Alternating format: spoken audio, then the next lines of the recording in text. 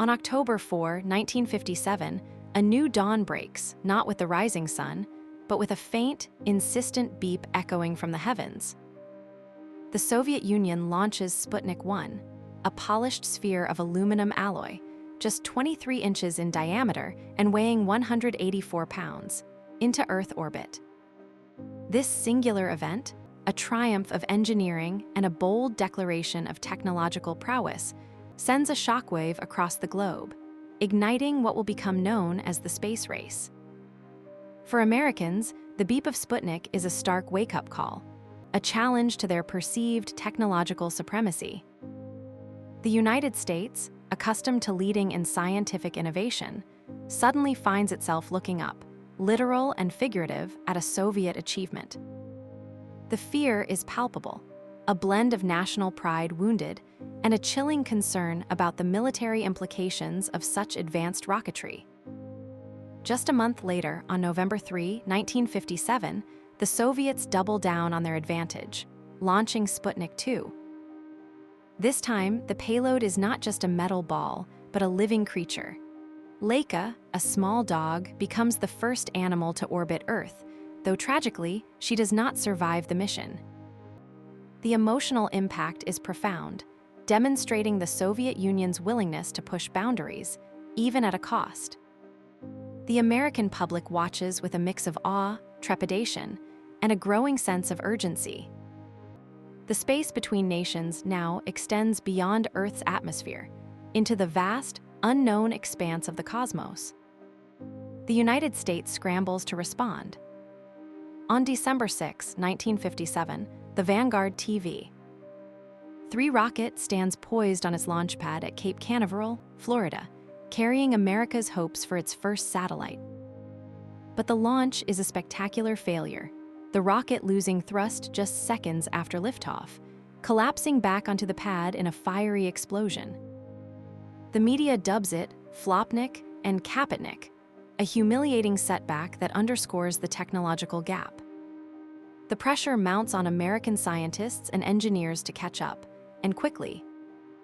Finally, on January 31, 1958, the United States achieves its own orbital success. Explorer 1, a satellite developed by the Jet Propulsion Laboratory and the Army Ballistic Missile Agency under the direction of Dr. Wernher von Braun, successfully launches aboard a Jupiter C rocket from Cape Canaveral. Weighing only 30.8 pounds, Explorer 1 carries scientific instruments, including a Geiger counter, which soon detects a belt of charged particles trapped by Earth's magnetic field, later named the Van Allen radiation belts. This scientific discovery is a significant achievement, offering a glimmer of American scientific capability amidst the Soviet lead. The year 1958 also sees the formal establishment of the National Aeronautics and Space Administration, or NASA, on July 29, through the National Aeronautics and Space Act. This new civilian agency consolidates various existing research efforts, including the National Advisory Committee for Aeronautics, NACA, under a unified command, signaling a serious commitment to space exploration. The goal is clear: to coordinate and accelerate America's endeavors in space science and aeronautics. The early years of the space race are a series of firsts, each meticulously chronicled by a captivated world. On January 2, 1959, the Soviet Union launches Luna 1, the first spacecraft to escape Earth's gravity and fly past the Moon. It misses its intended lunar impact, but its journey into heliocentric orbit marks a significant milestone, a demonstration of deep space capabilities. Later that year, on September 14, 1959, Luna 2 becomes the first man-made object to impact the Moon, a direct hit that sends a Soviet pennant crashing onto the lunar surface. The symbolic impact is immense, a tangible demonstration of Soviet reach. Then, on October 7, 1959, Luna 3 photographs the far side of the Moon, a region never before seen by human eyes. These images, though crude, reveal a starkly different landscape: further fueling scientific curiosity and public imagination. Meanwhile, the United States focuses on Project Mercury, its first human spaceflight program. On April 9, 1959, NASA introduces the Mercury 7, America's first astronauts. Scott Carpenter, Gordon Cooper, John Glenn, Gus Grissom, Wally Skura, Alan Shepard, and Deke Slayton. These 7 men, all military test pilots, become instant national heroes, their faces plastered across newspapers and magazines. They embody the daring spirit of a nation striving for the stars. The training is rigorous, pushing the limits of human endurance and technical skill. The early Mercury missions involve suborbital flights and animal tests. On December 19, 1959, a rhesus monkey named Sam is launched on a suborbital flight aboard a Little Joe rocket, demonstrating the feasibility of sending living beings into space and recovering them safely.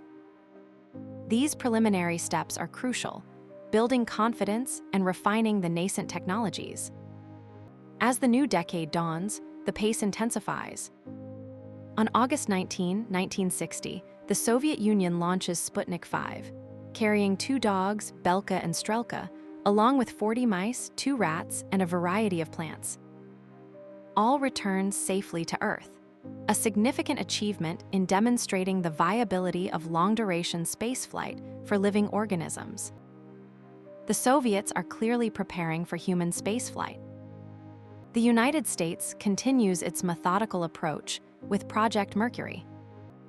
On January 31, 1961, Ham, a chimpanzee, makes a suborbital flight aboard a Mercury Redstone rocket, reaching an altitude of 157 miles and experiencing 6.6 minutes of weightlessness. Ham's successful recovery proves that a primate can survive the stresses of launch, spaceflight, and re-entry. The path is now clear for a human to follow.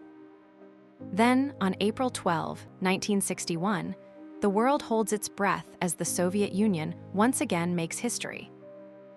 Yuri Gagarin, a 27-year-old Soviet cosmonaut, becomes the first human in space, orbiting Earth aboard Vostok 1. His iconic words, "Poyakali," "Let's go," echo across the airwaves. The single orbit lasts 108 minutes, a breathtaking journey that forever changes humanity's perception of itself and its place in the cosmos. Gagarin's triumphant return is met with global adulation, and he becomes an international celebrity. For the United States, it is another painful reminder of Soviet leadership in the space race. President John F. Kennedy, still relatively new to office, feels the weight of this Soviet triumph keenly. The pressure on the American space program is immense. Less than a month later, on May 5, 1961, the United States launches its first human into space. Alan Shepard, one of the Mercury 7, pilots Freedom 7 on a suborbital flight aboard a Mercury Redstone rocket. Though not an orbital flight like Gagarin's, Shepard's 15-minute journey, reaching an altitude of 116 miles, is a crucial step for America. He experiences weightlessness and successfully demonstrates manual control of the spacecraft. His words, "Man, what a beautiful view," capture the wonder of the experience. The nation breathes a collective sigh of relief and pride, but the gap remains. Just 3 weeks after Shepard's flight, on May 25, 1961, President John F. Kennedy addresses a joint session of Congress. In a speech that will define a decade, he articulates a bold and ambitious vision. "I believe that this nation should commit itself to achieving the goal, before this decade is out, of landing a man on the moon and returning him safely to the Earth." This declaration, coming so soon after Gagarin's orbital flight and Shepard's suborbital hop, is a monumental challenge. The technical hurdles are immense, the financial costs staggering, and the timeline incredibly aggressive. Yet Kennedy frames it not as a choice, but as a necessity, a crucial endeavor for national prestige, scientific advancement, and the very future of freedom. He emphasizes the inherent human drive to explore, to conquer new frontiers, and to push the boundaries of what is possible. The moon, a distant, enigmatic orb, now becomes a tangible destination, a symbol of American ambition. The commitment to a lunar landing galvanizes the American space program. Project Mercury, initially conceived for orbital flights, now takes on even greater significance as a proving ground for the necessary technologies and human capabilities. On July 21, 1961, Gus Grissom, another of the Mercury 7, makes America's second suborbital flight aboard Liberty Bell 7. The flight itself is successful, but a premature jettison of the hatch after splashdown leads to the capsule sinking, though Grissom is safely recovered. This incident highlights the inherent dangers and complexities of spaceflight. The Soviet Union continues its impressive string of achievements. On August 6, 1961, German Titov becomes the second Soviet cosmonaut in space, spending over 25 hours aboard Vostok 2, completing 17 orbits of Earth. This mission demonstrates the feasibility of extended human spaceflight and the ability to conduct scientific experiments in orbit. The duration of Titov's flight far surpasses anything the Americans have yet achieved. The year 1962 is pivotal for the American space program. On February 20, 1962, John Glenn, a decorated Marine pilot and one of the Mercury 7, becomes the first American to orbit Earth. Aboard Friendship 7, a Mercury Atlas rocket propels him into a mission that lasts nearly 5 hours, completing 3 orbits. The flight is not without its anxieties, particularly concerning a potentially loose heat shield. But Glenn's calm demeanor and the mission's successful conclusion are a massive boost to national morale. He becomes a national hero, a symbol of American courage and ingenuity. The "Go, John Glenn" refrain echoes across the country. America has finally caught up to the Soviets in the critical area of orbital human spaceflight. The public's enthusiasm for space exploration surges. Following Glenn's historic flight, NASA pushes forward with more Mercury missions. On May 24, 1962, Scott Carpenter, piloting Aurora 7, replicates Glenn's 3-orbit mission. Although a navigational error leads to a splashdown 250 miles off target, Carpenter is safely recovered, further demonstrating the robustness of the Mercury spacecraft and recovery procedures. The Soviet Union, not to be outdone, launches Vostok 3 and Vostok 4 in a tandem mission on August 11 and 12, 1962, respectively. Cosmonauts Andriy Nikolaev and Pavel Popovich orbit Earth simultaneously, coming within a few miles of each other. This unprecedented feat demonstrates advanced rendezvous and proximity operations, hinting at future capabilities for space station construction and lunar missions. The space race is in full swing, a relentless back-and-forth of technological one-upmanship.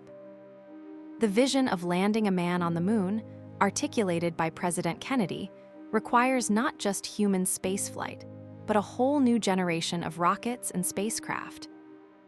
NASA's Marshall Space Flight Center, under the leadership of Wernher von Braun, begins work on the colossal Saturn V rocket, a behemoth designed to lift the massive payloads required for a lunar mission. The sheer scale of this undertaking is unprecedented, demanding innovation in every aspect of engineering and manufacturing. The moon, once a distant dream, is now a national imperative. The scientific community embraces the challenge, anticipating groundbreaking discoveries in lunar geology, astrophysics, and the very origins of our solar system. Engineers grapple with complex problems of propulsion, navigation, life support, and re-entry. Thousands of scientists, engineers, technicians, and support staff across the nation are mobilized, working tirelessly towards this audacious goal. New facilities are built, existing ones expanded, and a culture of relentless innovation takes root. The stakes are incredibly high, not just for scientific advancement, but for the future of geopolitical power and the very spirit of human endeavor. The world watches as two superpowers race towards an unknown future, their destinies inextricably linked to the cosmos. The echoes of Sputnik's beep still resonate, but now they are joined by the roar of powerful rockets, the crackle of radio transmissions from orbit, and the unwavering resolve of a nation committed to reaching the moon. The journey is fraught with peril, but the prize, the ultimate prize of human exploration, beckons. The dream of touching the lunar surface, once confined to science fiction, is now a tangible national objective, driving an entire generation to look skyward with renewed purpose. President John F. Kennedy's moon speech at Rice University on September 12, 1962, sets the national goal of landing a man on the moon and returning him safely to Earth before the decade is out. At Rice University on September 12, 1962, President John F. Kennedy articulates the ambition with renewed fervor, stating, "We choose to go to the moon in this decade and do the other things not because they are easy, but because they are hard." His words electrify a nation, transforming a technological challenge into a moral imperative, a defining moment for America's future. This speech, delivered to a crowd of 40,000, solidifies the commitment and clarifies the immense scale of the undertaking. The project is christened Apollo, a name evoking classical grandeur and ambition. The Mercury program, America's first tentative steps into space, concludes with two more successful orbital flights. On October 3, 1962, Wally Skura, piloting Sigma 7, completes 6 orbits of Earth, a 9-hour mission that tests the spacecraft systems over an extended period. Then, on May 15, 1963, Gordon Cooper, aboard Faith 7, embarks on a 22-orbit mission lasting over 34 hours, becoming the first American to spend more than a day in space. Cooper manually controls the spacecraft for re-entry after automated systems fail, demonstrating remarkable skill and resilience. These Mercury flights, though modest in scope compared to the looming lunar goal, provide invaluable experience in human spaceflight, spacecraft design, and ground control operations. With Mercury's successful conclusion, NASA transitions to Project Gemini, a crucial bridge between the single-person Mercury capsules and the complex 3-person Apollo missions. Gemini is designed to master the advanced techniques necessary for a lunar landing: orbital maneuvering, rendezvous, docking, and extended-duration spaceflight. The Gemini spacecraft, a 2-person capsule, is significantly larger and more capable than Mercury. The first uncrewed test flight of the Gemini spacecraft, Gemini 1, launches on April 8, 1964, successfully demonstrating the structural integrity of the spacecraft and its Titan II launch vehicle. This is followed by Gemini 2, an uncrewed suborbital test on January 19, 1965, which focuses on evaluating the spacecraft's heat shield and reentry systems. The human element of Gemini begins on March 23, 1965, with Gemini 3, carrying Gus Grissom and John Young. This 3-orbit mission, lasting just under 5 hours, marks the first time an American spacecraft changes its orbit, a crucial step towards rendezvous and docking. Grissom, ever the pragmatist, famously smuggles a corned beef sandwich aboard, a lighthearted moment amidst the serious work. Just 2 months later, on June 3, 1965, Gemini 4 launches with James McDivitt and Edward White II. During this 4-day, 62-orbit mission, Ed White performs America's first spacewalk, an extravehicular activity, EVA, lasting 23 minutes. Tethered to the spacecraft, White floats freely in the vacuum of space, a breathtaking spectacle that captures the world's imagination. This daring feat proves that astronauts can operate outside their spacecraft, a vital capability for lunar module operations and potential repairs. The pace of Gemini missions accelerates. Gemini 5, launched on August 21, 1965, with Gordon Cooper and Pete Conrad, sets a new endurance record for human spaceflight, staying in orbit for nearly 8 days. This mission, equivalent to the time required for a round trip to the Moon, tests the effects of prolonged weightlessness on astronauts and the reliability of spacecraft systems over extended periods. Then, on December 4, 1965, Gemini 7, commanded by Frank Borman and piloted by Jim Lovell, embarks on a remarkable 14-day mission, a record that stands for years. This extended flight further demonstrates human resilience in space and the durability of life support systems. While Gemini 7 is still in orbit, Gemini 6A, with Wally Skura and Tom Stafford, launches on December 15, 1965.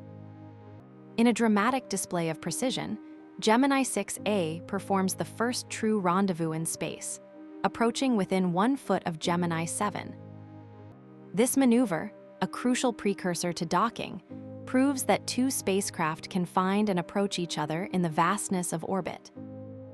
The year 1966 is a flurry of Gemini activity, each mission pushing the boundaries further. Gemini 8, launched on March 16, 1966, carries Neil Armstrong and David Scott. This mission achieves the first successful docking of two spacecraft in orbit, connecting with an uncrewed Agena target vehicle. However, a thruster malfunction sends the docked vehicles into a dangerous tumble, requiring Armstrong's quick thinking to undock and regain control, demonstrating the critical importance of astronaut skill in emergencies. Gemini 9A, launched on June 3, 1966, with Tom Stafford and Gene Cernan, attempts another rendezvous and docking. Though the docking is unsuccessful due to a shroud malfunction on the target vehicle, Cernan performs a challenging 2-hour spacewalk, encountering significant fatigue, highlighting the physical demands of EVA. Gemini 10, on July 18, 1966, with John Young and Michael Collins, successfully docks with an Agena target vehicle and uses its engine to reach a record altitude of 475 miles. Collins performs a spacewalk to retrieve a micrometeoroid collector from the Agena. Gemini 11, launched on September 12, 1966, with Pete Conrad and Richard Gordon, achieves a direct descent rendezvous with its Agena target, docking just 94 minutes after launch. Gordon performs a challenging stand-up EVA, photographing Earth from an unprecedented height. The final mission of the Gemini program, Gemini 12, lifts off on November 11, 1966, carrying Jim Lovell and Buzz Aldrin. Aldrin conducts a highly successful 2-hour and 6-minute spacewalk, demonstrating improved techniques for working in microgravity and mitigating fatigue. Gemini 12 brings the program to a triumphant close, having meticulously demonstrated all the critical techniques required for Apollo's journey to the Moon. Throughout the Gemini program, the development of the mighty Saturn V rocket progresses at NASA's Marshall Space Flight Center in Huntsville, Alabama. This 3-stage liquid propellant rocket, standing 363 feet tall and weighing 6.2 million pounds fully fueled, is an engineering marvel. Its first stage, powered by 5 F1 engines, generates 7.5 million pounds of thrust at liftoff, enough to hurl the massive Apollo spacecraft towards the Moon. The sheer scale of its construction, from the gargantuan engine bells to the intricate plumbing, is a testament to human ingenuity. Meanwhile, the Apollo spacecraft itself takes shape. It consists of 3 primary components: the command module, CM, where the 3 astronauts live and work, and which is the only part to return to Earth; the service module, SM, which contains propulsion, electrical power, and life support systems; and the lunar module, LM, the dedicated spacecraft that will land 2 astronauts on the Moon. Grumman Aircraft Engineering Corporation in Bethpage, New York, is responsible for building the lunar module, a spindly, ungainly craft designed solely for the vacuum of space. The Apollo program, however, faces a devastating setback before its first crewed flight.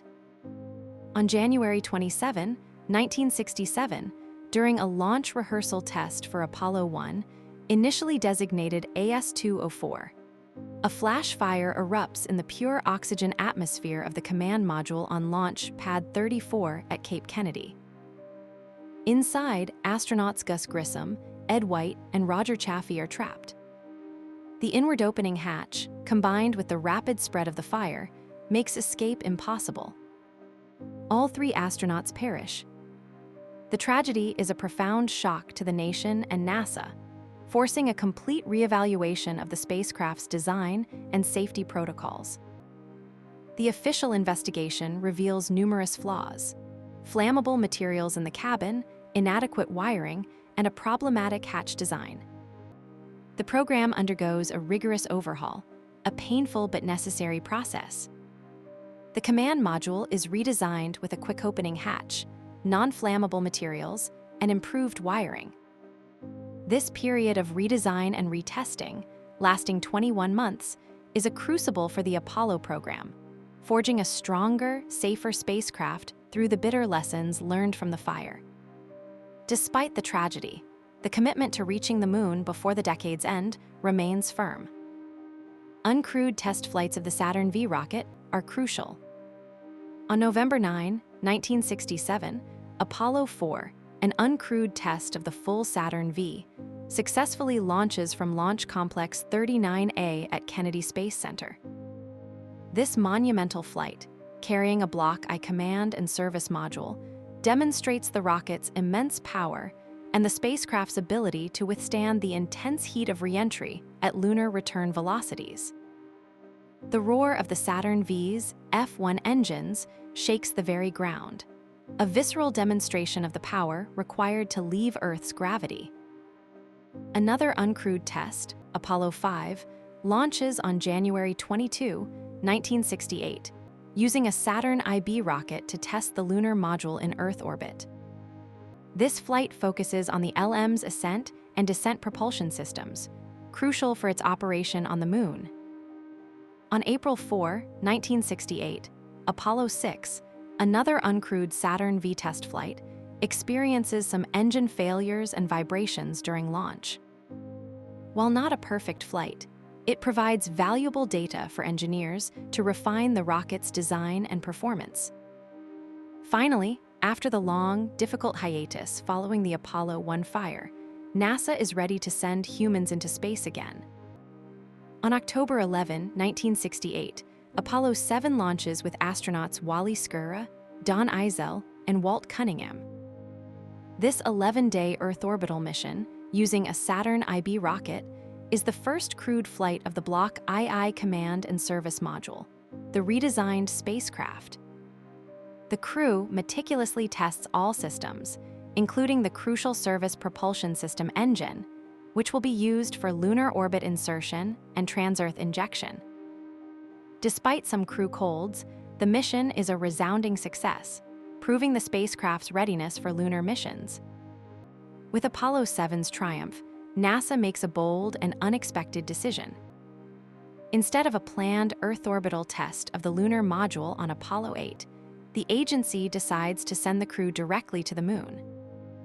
The lunar module is not yet ready, but the command and service module is, and the Saturn V has flown successfully enough. This audacious move, announced in November 1968, is a high-stakes gamble, driven by the desire to meet Kennedy's deadline and by intelligence suggesting potential Soviet lunar ambitions. On December 21, 1968, Apollo 8 launches from Cape Kennedy, carrying Frank Borman, Jim Lovell, and Bill Anders. The Saturn V roars to life, lifting the crew towards an unprecedented destination. After a translunar injection burn, the spacecraft embarks on a 3-day journey to the Moon. On Christmas Eve, 1968, the crew enters lunar orbit, becoming the first humans to see the far side of the moon with their own eyes. Their broadcast from lunar orbit, featuring readings from the Book of Genesis and iconic images of Earthrise, captivates a global audience. The sight of Earth, a fragile blue marble suspended in the blackness of space, profoundly impacts both the astronauts and humanity. Apollo 8's successful mission, including 10 orbits of the moon, proves the feasibility of lunar travel and returns the crew safely to Earth on December 27, 1968. The stage is now set for a dress rehearsal. On March 3, 1969, Apollo 9 launches with James McDivitt, David Scott, and Rusty Schweickart. This critical Earth orbital mission focuses on testing the lunar module in its operational environment. For the first time, the entire Apollo spacecraft, command module, service module, and lunar module, flies together.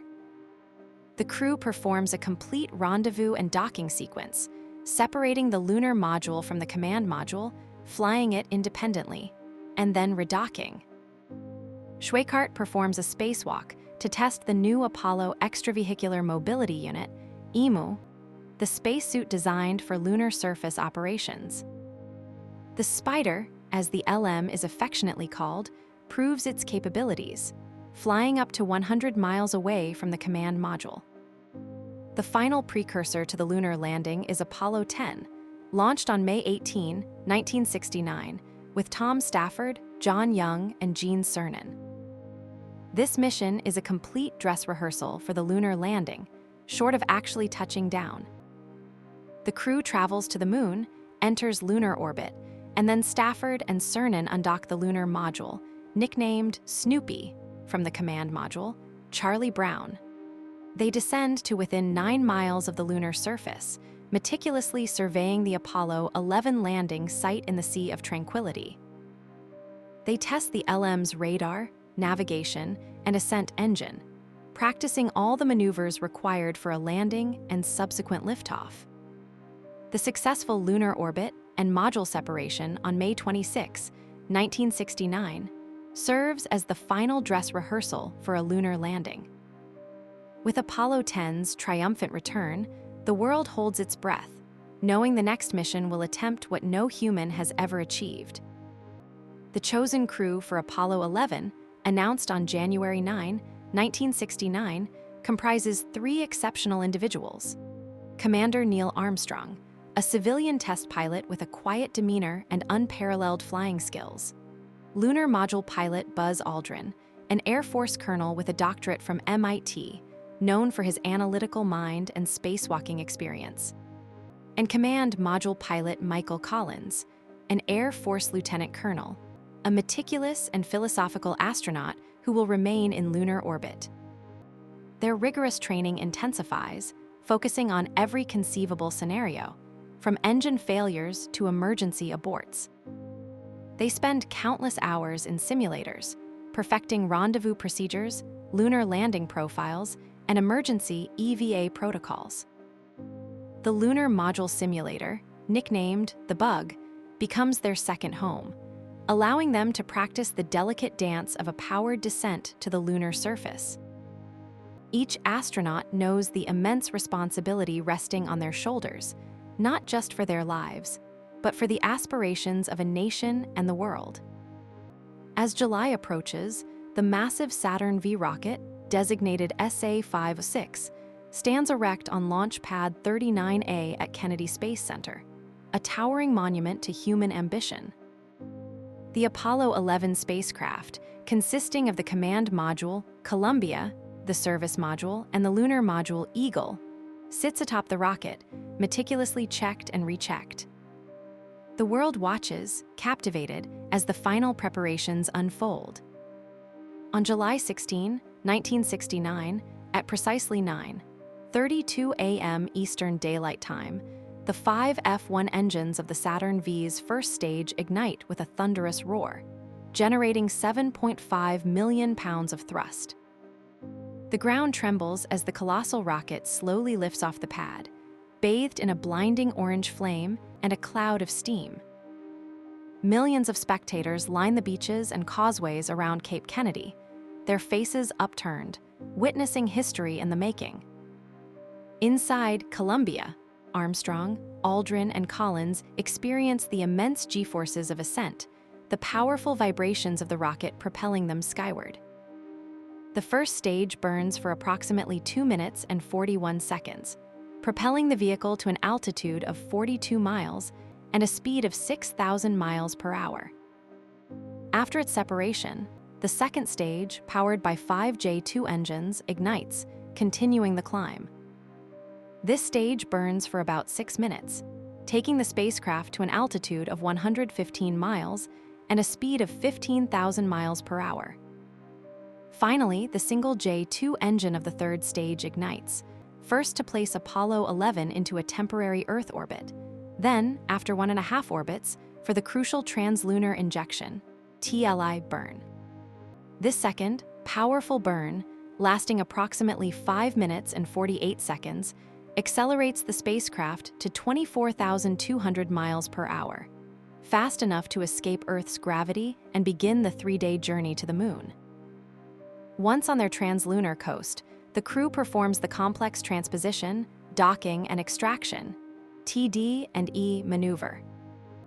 Michael Collins skillfully separates the Command and Service Module, CSM, from the spent third stage of the Saturn V. He then turns the CSM around, nose to nose with the lunar module Eagle, which is still nestled within the adapter section of the third stage. With precise control, Collins docks Columbia with Eagle, creating a single integrated spacecraft. After verifying a secure connection, explosive bolts fire, and the CSM-LM combination pulls away from the Saturn V's third stage, which then fires its engines one last time to send it into a solar orbit, preventing it from becoming a navigational hazard. The 3 astronauts are now truly on their way to the Moon, a small vessel of humanity venturing into the vastness of space.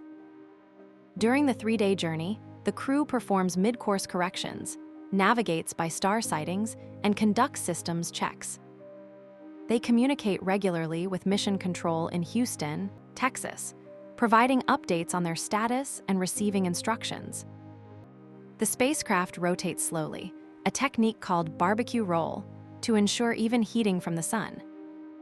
Inside Columbia, the astronauts share meals, monitor their instruments, and gaze out at the receding Earth, a breathtaking blue and white marble against the black expanse. The Moon, initially a distant, unremarkable disk, grows larger with each passing hour, its cratered surface becoming increasingly defined. On July 19, 1969, Apollo 11 reaches the vicinity of the Moon. At 1:28 p.m. EDT, the Service Propulsion System, SPS, engine on the service module ignites for the crucial lunar orbit insertion, LOI burn, a precisely timed maneuver lasting 5 minutes and 57 seconds. This burn slows the spacecraft down, allowing it to be captured by the Moon's gravity and enter an elliptical orbit. As they swing behind the Moon, out of radio contact with Earth, the astronauts experience a profound sense of isolation, knowing they are farther from home than any human before them. After the initial burn, a second, shorter burn circularizes their orbit to approximately 62 by 75 miles above the lunar surface. From this vantage point, they begin to meticulously survey the landing site in the Sea of Tranquility, a relatively flat, dark basaltic plain chosen for its safety and scientific interest. The next day, July 20, is the day of the landing. Armstrong and Aldrin prepare to transfer into the lunar module Eagle. They don their bulky spacesuits, a complex process in the confined space of the command module. Collins assists them, ensuring their life support systems are functioning correctly. With a final handshake and well wishes, Armstrong and Aldrin crawl through the docking tunnel into the Eagle, a cramped, Spartan spacecraft designed for utility over comfort. They perform their final checks of the LM systems, from navigation to propulsion. At 1:46 p.m. EDT, the Eagle undocks from Columbia. Michael Collins, alone in the command module, circles above, his crucial role to serve as a vital communication relay and, if necessary, the escape vehicle should the landing fail. He monitors the Eagle's descent, a solitary sentinel awaiting their return. Inside the Eagle, Armstrong and Aldrin begin their powered descent. The Descent Propulsion System, DPS, engine ignites, gently slowing their forward motion and guiding them towards the lunar surface. The descent is not without its challenges. At about 6,000 feet above the surface, a series of unexpected computer alarms, 1201 and 1202, flash in the cockpit. These alarms indicate an executive overflow, meaning the computer is temporarily overloaded with tasks. Thanks to the quick thinking of Guidance Officer Steve Bales and Flight Director Gene Krantz in Mission Control, who understand the computer is still performing its critical landing functions, they give the go for landing. As they descend further, Armstrong notices that their automated landing target is a boulder-strewn crater, far from the smooth plane they had anticipated. Taking manual control, he skillfully pilots the Eagle away from the hazardous area, searching for a safer spot. Aldrin calls out altitude and velocity readings, his voice calm amidst the tension. The fuel supply dwindles rapidly, adding to the pressure. The dust kicked up by the descent engine obscures their view, creating a challenging, whiteout condition. Finally, at 4:17 p.m. EDT on July 20, 1969, after what feels like an eternity, Neil Armstrong announces, "Houston, Tranquility Base here." The Eagle has landed. A collective sigh of relief sweeps through Mission Control, followed by cheers and applause. On Earth, millions are glued to their television sets and radios, sharing in this momentous achievement. Aldrin acknowledges, "Roger, Tranquility. We copy you on the ground. You got a bunch of guys about to turn blue. We're breathing again. Thanks a lot." The Eagle has touched down in the Sea of Tranquility, with only about 30 seconds of fuel remaining. After a brief post-landing checklist, Armstrong and Aldrin prepare for their extravehicular activity, EVA. They must wait several hours to allow their bodies to adapt to the lunar gravity and to prepare the Eagle for potential emergency liftoff. They also take time to eat and rest, though the excitement makes sleep nearly impossible.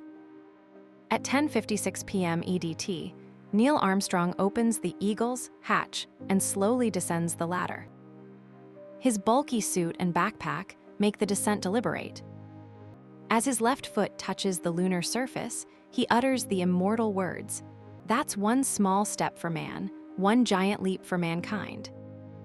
The grainy black and white television images, transmitted across 240,000 miles of space, show Armstrong taking his first tentative steps on the moon. He describes the surface as fine and powdery, noting the ease with which he moves in the 1/6 gravity. A few minutes later, Buzz Aldrin joins him on the lunar surface. He describes the view as magnificent desolation. Together, they plant the American flag, a moment broadcast around the world, symbolizing the nation's achievement. They speak with President Richard Nixon via a telephone radio link, a historic conversation connecting Earth to the moon. For the next 2.5 hours, Armstrong and Aldrin conduct their planned EVA. They collect lunar samples, including rocks and soil, using specialized tools. They deploy the early Apollo Scientific Experiment Package, EASEP, which includes a passive seismic experiment to detect moonquakes and a laser-ranging retroreflector, a mirror array used to precisely measure the distance between Earth and the moon. They also take numerous photographs, capturing the desolate beauty of the lunar landscape and their historic presence upon it. Their footprints remain etched in the pristine lunar dust, undisturbed by wind or water. The scientific data and samples they collect will revolutionize humanity's understanding of the moon's formation and history. After completing their tasks, Armstrong and Aldrin re-enter the Eagle, sealing the hatch behind them.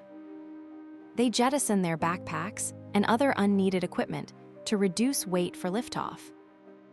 After a short rest period, they prepare for the crucial ascent phase. At 1:54 p.m. EDT on July 21, 1969, the Eagle's ascent engine ignites, leaving the descent stage behind on the lunar surface. The ascent stage, carrying Armstrong and Aldrin, shoots upwards, leaving the moon's gravity behind. The ascent is flawless, a testament to the engineering and training that made it possible. After a successful ascent, the Eagle rendezvous with Columbia, orbiting above. Michael Collins has meticulously tracked their progress, a beacon of safety in orbit. At 5:35 p.m. EDT, the two spacecraft dock, a delicate maneuver performed by Aldrin. With the Eagle securely docked, Armstrong and Aldrin transfer back into Columbia, bringing with them the precious lunar samples and film canisters. They remove their helmets and spacesuits, relieved to be back in the larger confines of the command module. The Eagle ascent stage is then jettisoned into lunar orbit, eventually crashing onto the moon's surface, its mission complete. On July 22, 1969, after 59 hours in lunar orbit, the Apollo 11 crew performs the Trans-Earth Injection, TEI, burn. The service propulsion system engine ignites again, propelling Columbia out of lunar orbit and onto a trajectory back to Earth. The 3-day journey home is a time for reflection and recovery. The astronauts monitor their systems, enjoy meals, and continue to communicate with mission control. They are tired but exhilarated, knowing they have accomplished something truly extraordinary. As Columbia approaches Earth, the crew prepares for re-entry. The service module, which has provided propulsion and life support throughout the mission,